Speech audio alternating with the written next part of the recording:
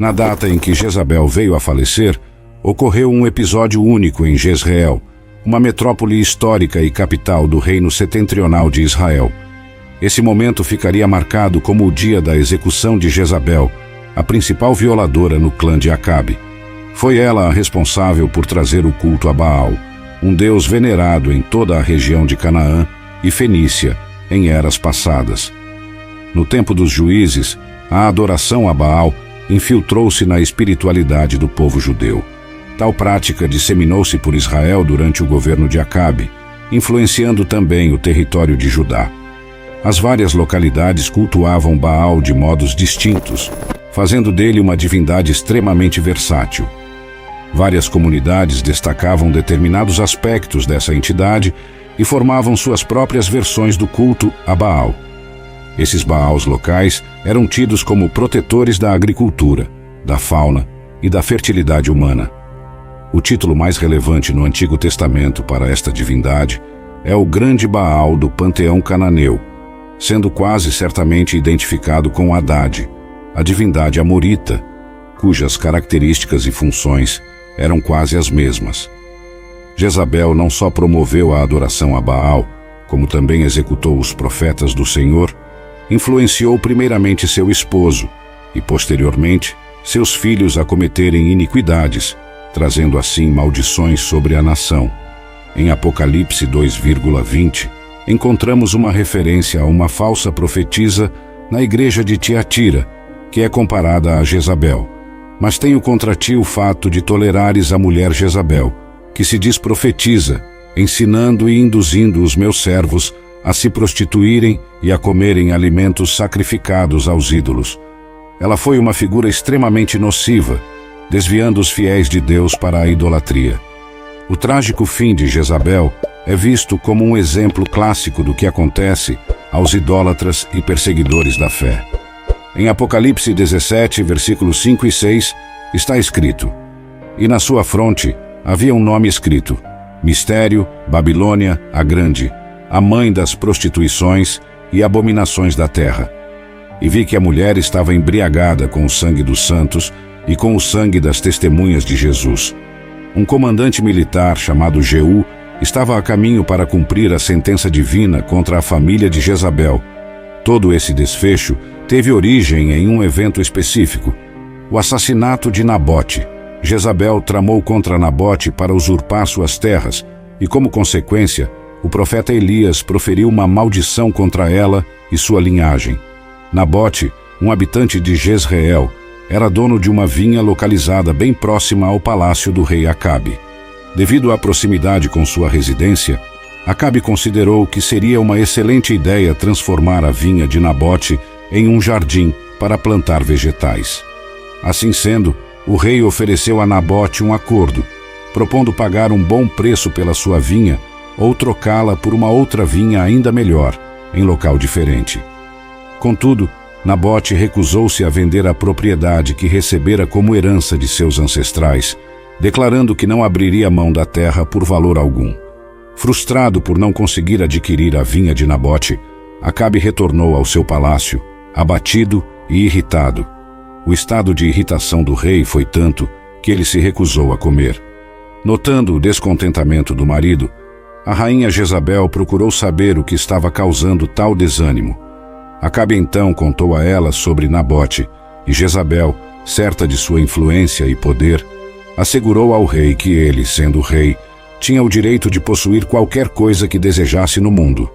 Ela prometeu a ele que resolveria a questão pessoalmente e disse: Levante-se e coma, e alegre-se. Eu vou conseguir para você a vinha de Nabote, o jezreelita. 1 Reis 21, versículo 7. Jezabel partiu para a ação, arquitetando um plano maquiavélico para eliminar Nabote. Primeiramente, ela redigiu cartas fingindo ser o rei, ordenando aos nobres e anciãos da cidade que organizassem um dia de jejum e dessem a Nabote uma posição de destaque entre o povo. Além disso, instruiu que 2 homens desonestos ficassem próximos a Nabote, acusando-o falsamente de blasfemar contra Deus e contra o rei. A consequência seria que Nabote seria conduzido para fora da cidade e apedrejado até a morte. Essas acusações eram completamente falsas. O plano maligno de Jezabel contra Nabote resultou em sucesso, pois uma sentença de morte não podia ser aplicada baseada apenas no depoimento de uma pessoa. Jezabel assegurou-se de providenciar 2 testemunhas falsas, cumprindo assim a lei de forma conveniente para seus próprios fins torpes, manipulando-a de forma a facilitar sua mentira, roubo e assassinato. Um aspecto particularmente repugnante do plano de Jezabel foi a proclamação de um dia de jejum, utilizando uma cerimônia religiosa como fachada para sua intenção assassina e assegurando a presença de Nabote, o que revela uma depravação extrema. Quando soube da morte de Nabote, Jezabel apressou-se em informar Acabe, que sem perder tempo, tomou posse da vinha de Nabote, realizando seu desejo com satisfação. Devido ao atroz homicídio de Nabote, perpetrado por Acabe e Jezabel, tal relato se transformou em um paradigmático exemplo de depravação e vilania nas Sagradas Escrituras. Deus proferiu sua condenação a ambos, e Elias, um dos seus profetas, foi encarregado de levar essa divina mensagem ao rei. Intrigantemente, a primeira vez que Elias encontrou Acabe foi quando este último estava inspecionando a vinha que havia usurpado. O profeta então interpelou a todos: será que assassinaram um homem para se apossarem de suas terras? E prosseguiu declarando: assim afirma o Senhor, no local onde os cães lamberam o sangue de Nabote, eles também lamberão o teu sangue, sim, o teu próprio sangue. Logo após, Elias predisse uma calamidade sobre a linhagem de Acabe, afirmando que todos os homens dessa família morreriam e teriam seus corpos despedaçados por animais selvagens, sem a honra de um sepultamento digno. O próprio Acabe encontrou seu fim durante um confronto com os sírios. Eliseu, sucessor de Elias e também profeta, manteve viva a missão iniciada por seu antecessor. Ele ungiu Jeú como o novo rei de Israel. Jeú, por sua vez, livrou-se de Jorão, o filho de Jezabel, atirando uma flecha com todas as suas forças, acertando-o entre os ombros e atravessando seu coração, fazendo com que ele tombasse morto em sua própria carruagem. Neste ponto, a narrativa se volta para Jezabel, que enfrenta o julgamento iminente. Sabendo que Jeú havia exterminado seu filho e lançado seu corpo nas terras de Nabote, conforme predito pelo Senhor, e que agora ele marchava em direção a Jezreel, ela se viu prestes a ser a próxima vítima da fúria de Jeú. Jezabel, ciente disso, decidiu enfrentar seu destino de frente. Posicionou-se ousadamente em uma janela do portão da cidade, desafiando Jeú sem nenhum receio. Ela optou por não se esconder, desdenhando da vingança divina. Era a imagem viva de um coração petrificado contra Deus, uma prova de que a arrogância pode ser mantida até o fim. Todavia, a história nos ensina que nenhum coração endurecido contra Deus encontrou prosperidade. Em vez de se humilhar e prantear pela perda de seu filho, Jezabel preferiu maquiar seu rosto e arrumar-se de forma majestosa, esperando intimidar Jeú e fazer com que ele desistisse de sua vingança. Mas ela ignorou a exortação divina à humildade e ao luto, conforme orientado pelo Senhor Deus, que pedia que seu povo raspasse a cabeça e vestisse saco em sinal de contrição. Assim, Jezabel representa vividamente como a resistência obstinada contra Deus pode conduzir a um fim trágico, contrastando com o chamado divino ao arrependimento e à humilhação, como expresso em Isaías 22, 12 a 13. Ela escolheu a vaidade e o orgulho ao invés da humilhação, colhendo as trágicas consequências de suas escolhas. Um dos indicativos mais evidentes de declínio é possuir um coração impenitente durante períodos de dificuldade.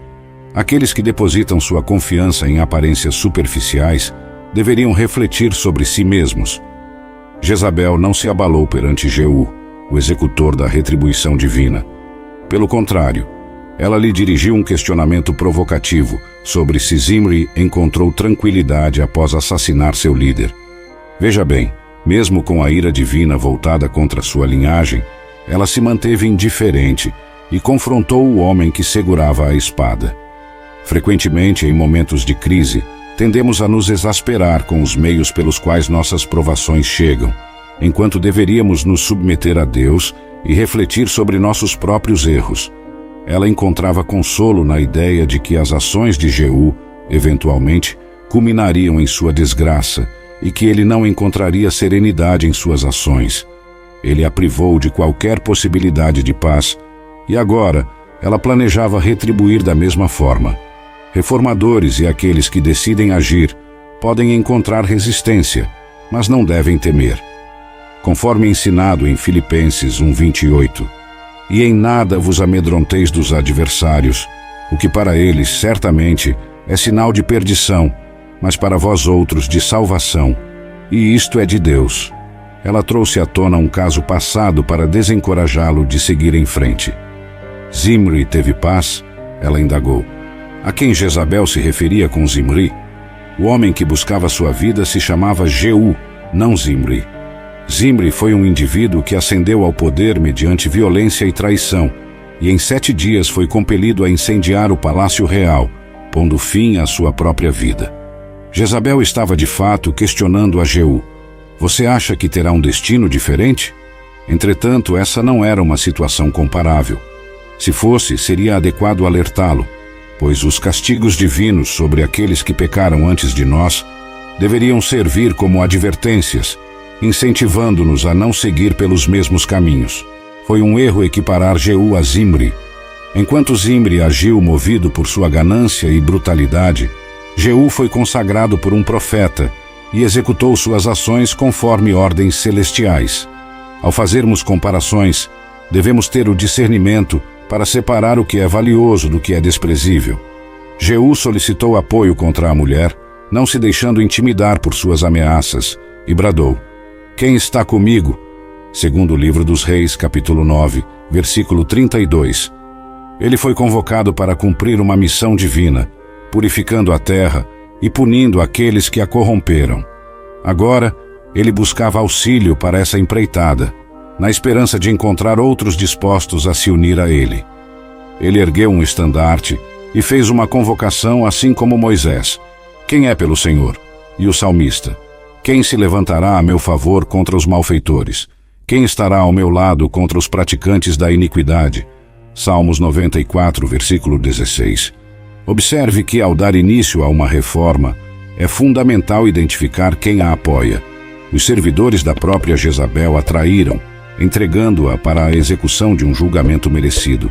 Em um ato de retribuição, 2 ou 3 oficiais lançaram olhares para Jeú, transmitindo sua aliança com ele.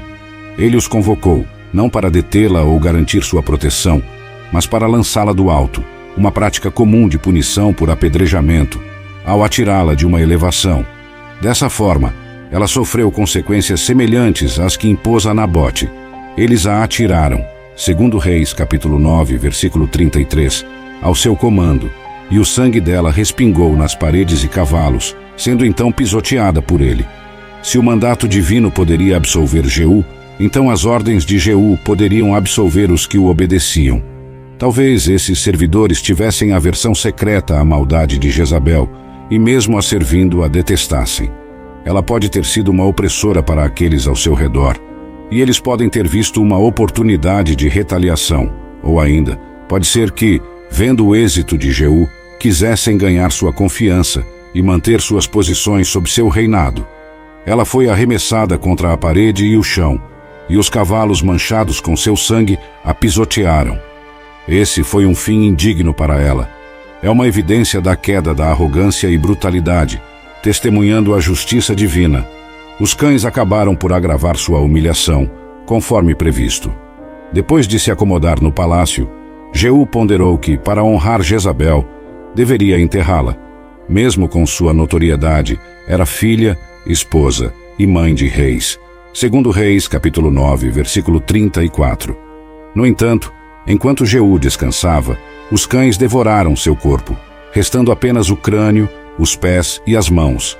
Segundo Reis, capítulo 9, versículo 35. Aos cães, sua linhagem real não importava. Mesmo cuidando de nossos corpos, cedo ou tarde serão consumidos. Ao ser informado, Jeú recordou de uma profecia: 1 Reis, capítulo 21, versículo 23. O Senhor disse sobre Jezabel: os cães devorarão Jezabel em Jezreel. Só restaria dela os registros de sua má fama. No passado, sua aparência era celebrada e admirada. Agora, isso jamais seria repetido.